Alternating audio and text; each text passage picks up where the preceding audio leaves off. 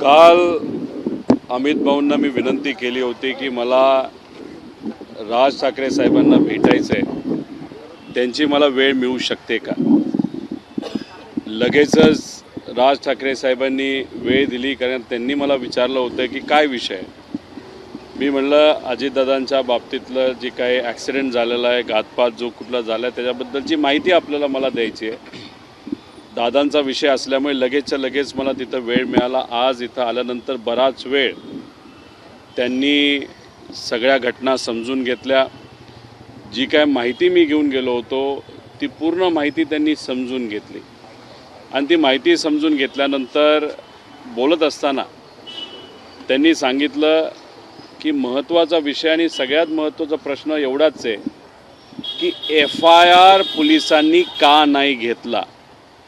त्यांचा अभ्यास चांगला असल्यामुळे त्यांनी मला 2 दाखले दिले सुप्रीम कोर्टाचे, ज्याच्यामध्ये ॲक्सिडेंटल डेथ रिपोर्ट झाला असला तरी FIR घेता येतो, तो नागरिकांचा हक्क आहे. आणि एक दुसरा दाखला ज्याच्यामध्ये काही झालं तरी FIR घ्यावाच लागतो पोलिसांचा, हा दुसरा दाखला त्यांनी तिथं दिला होता. त्यामुळे त्यांनी एकच प्रश्न केला की या महाराष्ट्रामध्ये एका व्यक्तीचा, एका मोठ्या नेत्याचा, महाराष्ट्राच्या देशाचा नागरिकाचा जर FIRच होत नसेल तर ही अतिशय दुर्दैवी गोष्ट आहे. त्या बाबतीत ते काय भूमिका घेतील, कसं घेतील हे आपल्याला येत्या काळामध्ये त्या ठिकाणी कळेलच. पण त्यांनी सांगितलं की दादांना मी ओळखत होतो, जवळून आम्ही काम केलेलं आहे, जेव्हा केव्हा भेटायचो आम्ही तेव्हा बोलायचो. दादा असले काय नाही तर कुणी असलं काय, पण मराठी माणसाला जर न्याय मिळत नसेल तर त्यासाठी जे काय करावं लागेल ते मी आमच्या लेवलला त्या ठिकाणी करू, एवढं त्यांना सांगितल्यानंतर आता विधिमंडळामध्ये तिथं काही आमच्या बैठका आहेत, काही लोकांनी मला वेळ दिलेली, तिथं जाऊन त्यांच्याशी मी चर्चा करणार आहे. कालपर्यंत CIDच्या चौकशीसाठी सगळेच रिपोर्ट्स येण्यासाठी वाट पाहत आहेत. खरं तर पायलट देखील जिवंत असल्याचं सांगितलं जात आहे. कोणत्या तरी देशात असल्याचं देखील म्हटलं जात आहे. नाही बघा, जे कुठले पायलट ते विमान चालवत होते ते जिवंत आहेत असं समजून चालणार नाही. जे आधी पायलट त्यांची नियुक्ती झाली होती त्यांचं नंतर ते कॅन्सल झालं, ते आधीचे पायलट त्या ठिकाणी आहेत, त्यामुळे तो विषय तिथं राहत नाही. त्यामुळे त्या विमानामध्ये जे कोणी 5 जण होते त्याच्यामध्ये दादा होते, त्यानंतर अटेंडंट माळीताई होत्या, जाधव नावाचे जे सिक्युरिटी होते, पाठक नावाच्या को पायलट आणि कपूर नावाचे मेन पायलट, हे 5च्या 5 व्यक्ती दुर्दैवाने आज आपल्यामध्ये तिथं नाही. त्यामुळे कुणी जर सांगत असेल की ही व्यक्ती जिवंत आहे, ती व्यक्ती जिवंत, असं कुठंच काय नाही. ॲक्सिडेंट झाला का घातपात झाला याच्याबद्दलची माहिती आपल्याला त्या ठिकाणी घ्यायची आणि त्यासाठी आपण सर्वजण प्रयत्न करतोय. एक तर FIR या महाराष्ट्रामध्ये घेतलाच जात नाही, हे खरं तर दुर्दैवी गोष्ट आहे. FIR हा देणं आणि देणं हा आमचा अधिकार आहे आणि त्यांनी तो घेणं ही त्यांची ड्युटी आहे. आणि महाराष्ट्रामध्ये अशी एक गोष्ट होत असेल तर हे फार चुकीचे आहे. आणि आज राज ठाकरे साहेबांना भेटत असताना योगायोग आज मराठी दिवस त्या ठिकाणी आहे, त्यामुळे मराठी माणसासाठी राज ठाकरे साहेब आजपर्यंत लढत आलेले आहेत.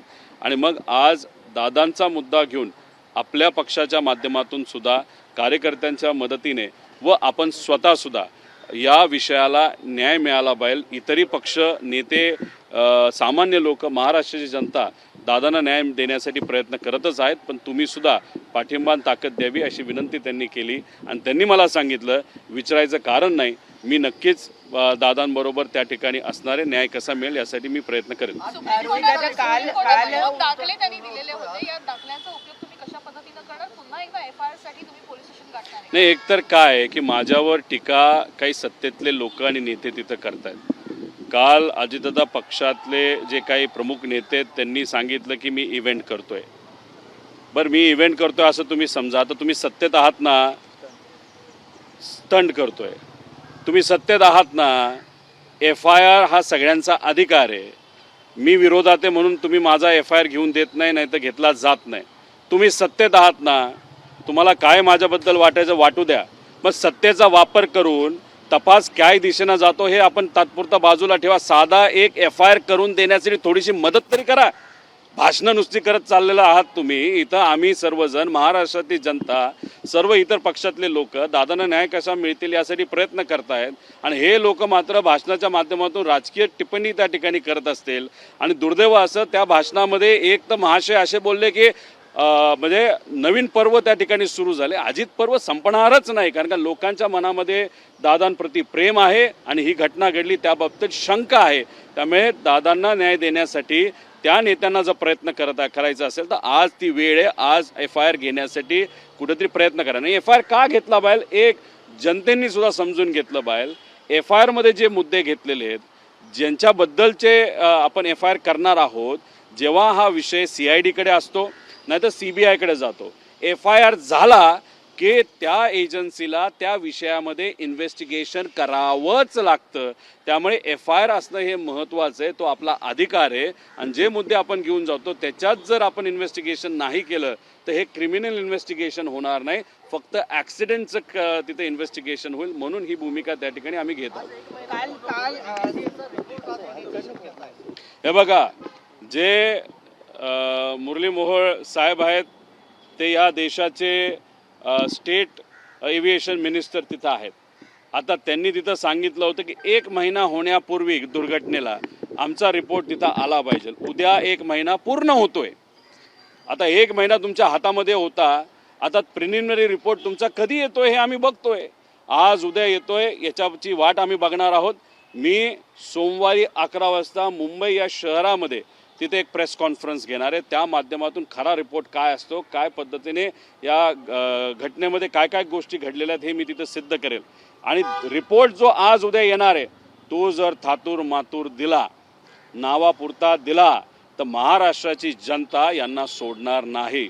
त्यामुळे थातूर मातूर साधा द्यायचा म्हणून एखादा रिपोर्ट तुम्ही देत असाल तर हे आम्हाला मान्य नाही. देत असताना योग्य पद्धतीचाच रिपोर्ट त्या ठिकाणी दिला गेला पाहिजे, अशी आमच्या सगळ्यांची मागणी आहे. तुमच्यावर आरोप होतोय की तुम्हा सगळ्यांवरच, म्हणजे शरद पवार पक्षावर, की अजितदादांना अग्निसुद्धा दिला नव्हता, तुम्ही विलिनीकरणाच्या चर्चा सुरू केल्या, सुनेत्रा पवार यांनी शपथ घेतली, तुम्ही त्यांचं अभिनंदन किंवा त्यांना शुभेच्छा कोणीही दिल्या नाही. काल सुद्धा मुद्दाम तुम्ही सगळा स्टंट केला, कारण काल त्यांना राष्ट्रीय अध्यक्ष घोषित केलं जातं. एक आपण सगळ्यांनी समजून घेतलं पाहिजे, तिथं कोणाची चर्चा झाली, कशी झाली हे त्यांनी सांगावं ना. नावं सांगा. कुठंच काय तिथं घडलेलं नाही. आम्ही सर्वजण तिथं दुःखात होतो. पवार साहेबांना सुद्धा तिथं शब्द निघत नव्हते, अशी तिथं परिस्थिती होती. तुम्ही जर बघितलं असेल की दुसऱ्या दिवशी कुठेही अडचण होऊ नये, लोकांना अडचण होऊ नये, तिथं कुठंतरी दंगल उसळू नये म्हणून लोकांच्या हितासाठी तिथं पवार साहेबांनी स्टेटमेंट देत असताना पवार साहेब काय कॅमेराकडे बघून स्टेटमेंट दिलेलं नाही, त्यांना वाचावं लागलं. कारण का पवार साहेब इतके भावनिक झाले होते, त्यांना शब्द फुटत नव्हते, म्हणून त्यांना काही गोष्टी लिहून दिल्या, त्या वाचल्या. ही आमची परिस्थिती होती. आणि याच्यात तुम्ही आज राजकारण करत आहात. आता तुम्हीच बघून घ्या की गेल्या काही दिवसांमध्ये विलिनीकरण हे शब्द आम्ही जास्त वापरले का त्यांनी जास्त वापरलेत. अजितदादा पक्षाचे जे कोणी चार जे लोक आहेत त्यांनी काय केलंय तर त्यांनी फक्त हे विषयाला जिवंत ठेवलेलं आहे. का, याच्याशिवाय त्यांचं महत्त्व तिथं दिसत नाही. मला फक्त या नेत्यांना एवढंच सांगायचं, राजकारण तुम्ही करा, आम्ही आमच्या लेवलला करू, पण आत्ता राजकारणाची वेळ नाही. पण तुम्ही तुमच्या पक्षामध्ये आज राष्ट्रीय अध्यक्ष कोण झाले तर सुनेत्रा काकी झालेले आहेत. त्याच्याचबरोबर आज उपमुख्यमंत्री कोण आहेत तर सुनेत्रा काकी आहेत.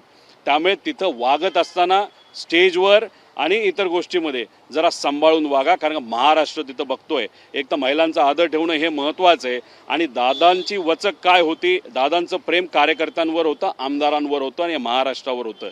पण या जे काय 4 नेते आहेत त्यांच्या वचक तर नक्कीच दादांचा तिथं होता. अहो काल आम्ही बघत असताना किती वाईट वाटलं.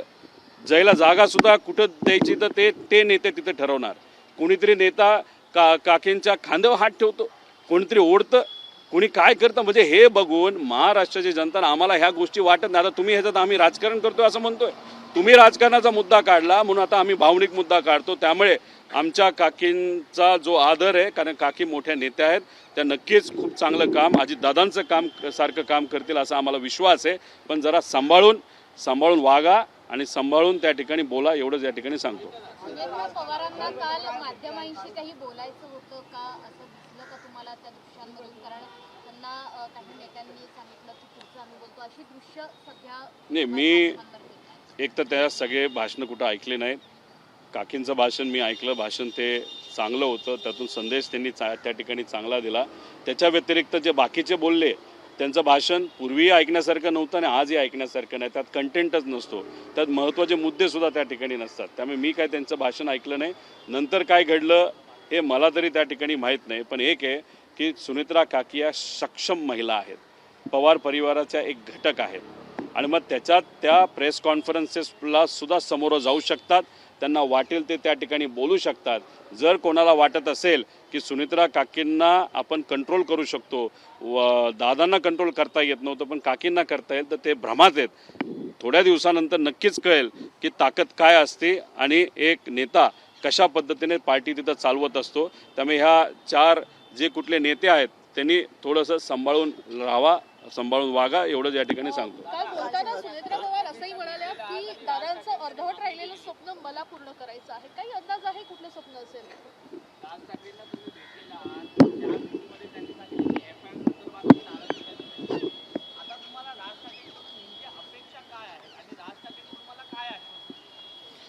बघा, इथं व्यक्तिगत लेवलला, भावनिक लेवलला मी राज ठाकरे साहेबांना त्या ठिकाणी भेटलेलो आहे. माझ्या मनामध्ये जे जे काय होतं ते मी तिथं बोलून दाखवलं. माझ्याकडे जे जे कागद होते ते मी त्यांना तिथं दिलेले आहेत आणि मी दुसरी कुठलीही तिथं अपेक्षा केली नाही. माझं फक्त एकच आहे की मराठी माणसाच्या पाठीमागे ते नेहमी भक्कमपणे त्या ठिकाणी राहिलेले आहेत. एवढ्या मोठ्या नेत्याकडनं आणि ते सरळ बोलणारे नेते आहेत, त्यामुळे त्यांच्याकडनं माझी नक्कीच अपेक्षा आहे, मनोमन अपेक्षा आहे. मी बोलून दाखवली नाही आणि ते योग्यच निर्णय आणि योग्यच पद्धतीने या विषयाला पाठिंबा देतील असा मला त्या ठिकाणी विश्वास आहे.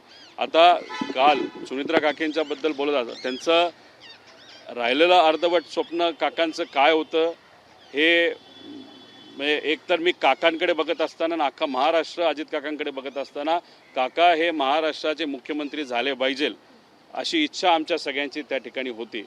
आता काकी बोलत असताना अर्धवट राहिलेलं स्वप्न हे विकासाच्या बाबतीत, कारण का दादा नेहमी फक्त विकासाबद्दल बोलायचे, महाराष्ट्राला एक नंबरचं राज्य बनवायचं आहे, विकास करायचा आहे, त्या स्वप्नाबद्दल त्या बोलल्या का वेगळं काही स्वप्न तिथं बोललं हे मला माहीत नाही. पण मी काकींनाही विनंती करतो, त्याच्याबरोबर सगळ्याच लोकांना नेत्यांना जे सत्यतेत विनंती करतो, FIR दाखल होणं महत्त्वाचं आहे.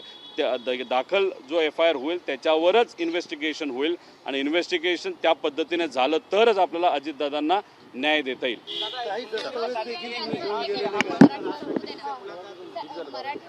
समाज माध्यमांवर आणखी एक व्हिडिओ व्हायरल होतोय, एक पोस्ट व्हायरल होते काल झालं. सर्वच पुसताना ऐकायला मिळत आहे की अजितदादांच्या कधी जवळ जाऊ दिलं जात नव्हतं इतर नेत्यांना किंवा सामान्य कार्यकर्त्यांना. आता बहिणींशी तरी संपर्क साधूया, त्यांच्या जवळ जाऊया, आवाज रेकॉर्डरशी संवाद साधूया.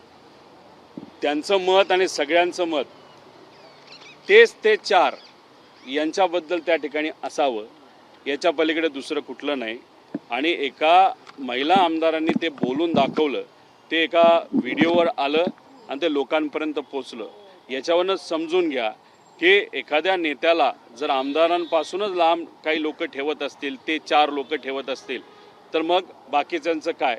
तरी दादा हे दादा असल्यामुळे त्या गोष्टी तशा होऊन देत नव्हते, पण तरी जर होत असेल तर काकींनी सुद्धा कुठंतरी सांभाळून राहिलं पाहिजे, एक पुतण्या म्हणून त्या ठिकाणी विनंती करतो. शोकसभेमध्ये जो व्हिडिओ दाखवण्यात आला त्याच्यामध्ये पण अजित पवार यांची कारकीर्द दाखवताना शरद पवार यांचा एकही फोटो दाखवला नाही. आणि दुसरी गोष्ट 2022 नंतरचे अजित पवार दाखवले, 6 वेळा मुख्यमंत्री असलेल्या माणसाची कारकीर्द दाखवताना कमी पडलं. माझं एकच मत आहे की साहेबांचा फोटो दाखवला का नाही दाखवला, लोकांना माहिती आहे की साहेबांचं अजित काकांवर प्रेम होतं, अजित काकांचं साहेबांवर प्रेम होतं आणि त्यांच्या जडणघडणीमध्ये पवार साहेबांचा काय वाटा हे दुनियाला तिथं माहिती आहे. महत्त्वाचं काय, तो व्हिडिओ बघत असताना आमच्या डोळ्यामध्ये जेव्हा पाणी आलं, पण मनामध्ये एक शंका होती आणि एक कुठंतरी खंतसुद्धा होती की अजितदादांचं काम हे 40 वर्षाचं राजकीय कारकीर्द त्यांची आहे, त्यांचं काम आहे. पण दाखवत असताना जेव्हा कॅश बॉक्सच्या पद्धतीने फक्त 2 वर्षाचाच विषय त्या ठिकाणी दाखवला, पण त्यांचं बाकीचं जे काम आहे जेव्हा 85 सालापासून जो ते असेल ना, तर त्याच्या आधीपासूनचं असेल, जर तुम्हाला कोऑपरेटिव्ह मुवमेंटपासून बघायचं असेल, त्या गोष्टी दाखवल्या नाही. म्हणजे दादांचं एवढं मोठं कार्य असताना सुद्धा त्या व्हिडिओच्या माध्यमातून ते छोटंसं का दाखवण्याचा प्रयत्न त्या ठिकाणी केला गेला आणि फक्त 2 वर्षाचंच तिथं का दाखवलं गेलं, म्हणजे कुठंतरी एखाद्या एजन्सीनी काय केलं हे दाखवण्याचा ते प्रयत्न करत होते. कॅशबॉक्स जी कुठली एजन्सी असेल का दादांनी काय केलं हे दाखवायचा प्रयत्न ते करत होते. दादांचं जर खरंच त्यांना दाखवायचं झालं असतं तर कुठंतरी तो व्हिडिओ अजून मोठा आणि अजून चांगला होऊ शकला असता, एक दादांचा फॅन म्हणून आणि एक नागरिक म्हणून मला वाटतं.